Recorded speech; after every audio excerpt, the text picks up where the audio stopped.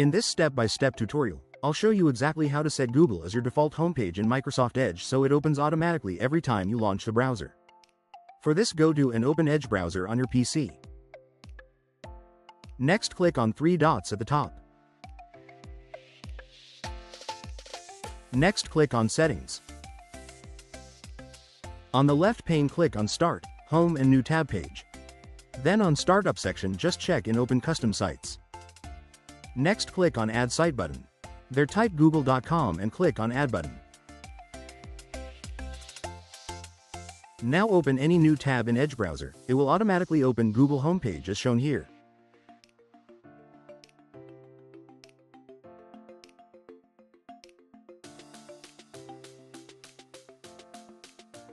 Now I will navigate to the profile where I have set homepage for Google.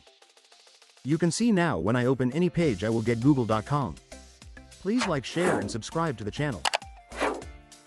Also click on bell icon so that you will not miss any update.